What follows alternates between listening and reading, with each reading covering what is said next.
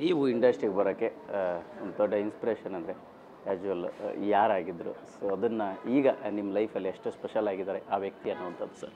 Sir ನನಗೆ inspiration ಅಂತ ಹೇಳಿದ್ರೆ ಡಾಕ್ಟರ್ ರಾಜ್ಕುಮಾರ್ ಅವರು ಸರ್. ಅವರಾದಮೇಲೆ ಅಪ್ಪು ಅವರು. ಏನಕ್ಕಂದರೆ ಅವ್ರ ಜೊತೆ ಎಲ್ಲ ಜಾಸ್ತಿ ಚಿಕ್ಕ ವಯಸ್ಸಿಂದ ಒಡನಾಟ ಜಾಸ್ತಿ ಇತ್ತು. ಅವ್ರ ಫ್ಯಾಮಿಲಿ ನಮ್ಮ ಫ್ಯಾಮಿಲಿ ಬೇರೆದಲ್ಲ, ಒಂದೇ ಫ್ಯಾಮಿಲಿ ಅಂದರೆ ಫ್ಯಾಮಿಲಿ ಫ್ರೆಂಡ್ಸ್ ನಾವು. ಸೊ ಅವರೇ ಇನ್ಸ್ಪಿರೇಷನ್ ಸರ್ ನನಗೆ ಸ್ವಲ್ಪ. ಇದೆಲ್ಲದರ ಜೊತೆಗೆ ಆ್ಯಜುವಲ್ ದರ್ಶನ್ ಸರ್ ಬಳಗ ಕೂಡ ನಿಮಗೆ ಆಪ್ತು. ಸೊ ಅವ್ರ ಜೊತೆಗೆ ಕೂಡ ಒಡನಾಟ ಇತ್ತು. ಈ ಘಟನಾವಳಿಗಳನ್ನೆಲ್ಲ ನೋಡಿದಾಗ ಹೇಗೆ ಅನಿಸುತ್ತೆ? ಬೇಜಾರಾಗುತ್ತೆ ಸರ್. ಏನಕ್ಕಂದರೆ ಪಾಪ ಅಂಥ ಒಳ್ಳೆ ವ್ಯಕ್ತಿಗೆ ಆಗಬಾರ್ದಿತ್ತು, ಏನೋ ನಡೆದೋಗ್ಬಿಟ್ಟಿದೆ.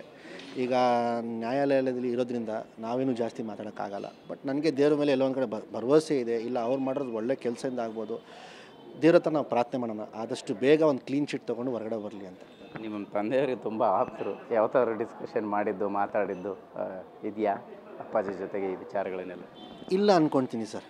ಏನಕ್ಕಂದರೆ ಅವ್ರು ಹೊರಗಡೆ ಬಂದಮೇಲೆ ನಾನು ಅವ್ರ ಜೊತೆ ಜಾಸ್ತಿ ಕಾಂಟ್ಯಾಕ್ಟಲ್ಲಿ ಇರಲಿಲ್ಲ. ಏನಕ್ಕಂದರೆ ಅವ್ರಿಗಾದಂಥ ನೋವುಗಳು ಇದೆ, ಅವ್ರ ಫ್ಯಾಮ್ಲಿಗೆ ಅಷ್ಟೊಂದು ಪ್ರಾಬ್ಲಮ್ಸ್ ಇದೆ. ಸೊ ಈಗ ನಾವು ಅಲ್ಲಿ ಹೋಗಿ ಅದ್ರ ಮೇಲೆ ಉಪ್ಪು ಖಾರ ಹಾಕೋದು ಚೆನ್ನಾಗಿರಲ್ಲ ಅಂಥೇಳಿ ನಾನು ಸ್ವಲ್ಪ ಫೋನಲ್ಲಿ ಟಚ್ಚಲ್ಲಿದ್ದೆ ಅಷ್ಟೇ. ಸಿನಿಮಾಗೋಸ್ಕರ ಒಂದಿಷ್ಟು ಸನ್ನಿವೇಶಗಳು ಕ್ರಿಯೇಟ್ ಆಗುತ್ತೆ, ಒಂದಿಷ್ಟು ಸನ್ನಿವೇಶಗಳು ಕ್ಯಾರಿ ಆಗುತ್ತೆ. ನಾನು ಇತ್ತೀಚೆಗೆ ಒಂದು ವಿಡಿಯೋ ನೋಡ್ತಾ ಇದ್ದೆ, ಮಲೈಕಾ ಅವ್ರಿಗೂ ಕೇಳಿದೆ, ಮೇಡಮ್ ಇದೇನು ಸಿನಿಮಾದಲ್ಲಿದೆ ರಿಯಲ್ ಆಗಿರೋದಾ, ಜೈದವ್ರ ಹಣೆಗೆ ಮುದ್ದು ಕೊಟ್ಟಿರೋದು ಅಂತ.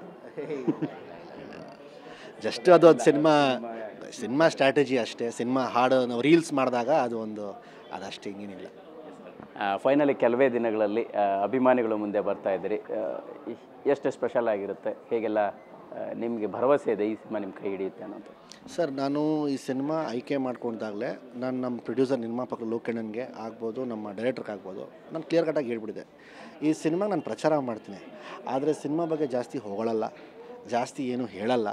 ಯಾಕಂದರೆ ಪಾಪ ಸುಮಾರು ಸಿನಿಮಾಗಳು ಬರುತ್ತೆ, ಸುಮಾರು ಹುಡುಗರು ಬರ್ತಾರೆ, ಇಂಟರ್ವ್ಯೂ ಮಾಡಿದಾಗ ನಮ್ಮ ಸಿನಿಮಾ ಹಾಗಿದೆ, ನಮ್ಮ ಸಿನಿಮಾ ಹೀಗಿದೆ ಹೇಳ್ತಾನೆ ಅವರೇ, ಆದರೆ ಏನೂ ವರ್ಕೌಟ್ ಆಗ್ತಾಯಿಲ್ಲ. ಬಟ್ ನನಗೆ ಈ ಸಿನಿಮಾ ಈ ಕ್ಯಾರೆಕ್ಟರ್ ಮೇಲೆ ಎಷ್ಟು ನಂಬಿಕೆ ಇದೆ ಅಂದರೆ ನಾನು ಸಕ್ಸಸ್ ದಿನ ಮಾತಾಡ್ತೀನಿ, ಅಲ್ಲಿವರೆಗೂ ಮಾತಾಡೋಕೆ ಹೋಗಲ್ಲ ಸರ್.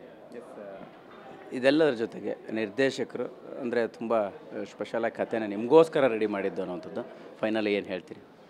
ಒಳ್ಳೇದಾಗಬೇಕು ಸರ್ ಅವ್ರಿಗೆ. ಏನಕ್ಕಂದರೆ ಇವತ್ತು ಇರೋ ಇಂಡಸ್ಟ್ರಿ ಪರಿಸ್ಥಿತಿಗೆ ಇವಾಗ ಬರ್ತಾರೋ ಸಿನಿಮಾಗಳು ನೋಡಿದ್ರೆ ನಿರ್ಮಾಪಕರಿಗೂ ಒಳ್ಳೇದಾಗಬೇಕು ಸರ್. ನಾನು ಎಲ್ಲರಿಗೂ ಹೇಳ್ತೀನಿ ನೋಡಿ, ಪ್ರತಿಯೊಬ್ಬರಿಗೂ ಒಂದು ಪೇಮೆಂಟ್ ಇದೆ ಸರ್. ಡೈರೆಕ್ಟ್ರಿಗೆ ಪೇಮೆಂಟ್ ಇದೆ, ನನಗಿದೆ, ಹೀರೋಯಿನ್ಸ್ಗಳಿಗಿದೆ, ಟೆಕ್ನಿಷಿಯನ್ಸ್ಗಿದೆ, ಪ್ರತಿಯೊಬ್ಬರಿಗಿದೆ. ಪ್ರೊಡ್ಯೂಸರ್ಗೆ ಪೇಮೆಂಟ್ ಇದೆಯಾ ಸರ್? ಪೇಮೆಂಟ್ ಇಲ್ಲ. ಸಿನಿಮಾ ಚೆನ್ನಾಗಾದರೆ ಒಂದು 2 ಕಾಸು ಪಾಪ 70 ತಗೊಂಡು ಹೋಗ್ತಾರೆ. ಆಮೇಲೆ ನಥಿಂಗ್ ಬಟ್ ಗ್ಯಾಮ್ಲಿಂಗ್ ಸರ್ ಇದು. ಆಮೇಲೆ ನಾನು ಹೇಳೋದು ಏನು ಗೊತ್ತಾ ಸರ್, ನಿರ್ಮಾಪಕರು ಕಷ್ಟಪಟ್ಟು ದುಡ್ಡು ತೊಗೊಂಬಂದು ನಮ್ಮ ಮೇಲೆ ಹಾಕ್ತಾರೆ ಒಂದು ನಂಬಿಕೆಯಿಂದ. ಇವಾಗ ಕಳ್ತನ ಮಾಡ್ಕೊಂಡು ತೊಗೊಂಬಂದ, ಚಿನ್ನ ಮಾರ್ಬಿಟ್ಟು ತೊಗೊಂಬಂದ, ಸಾಲ ಮಾಡ್ಕೊಂಡು ತೊಗೊಂಬಂದ, ನಮ್ಗೆ ಗೊತ್ತಿಲ್ಲ.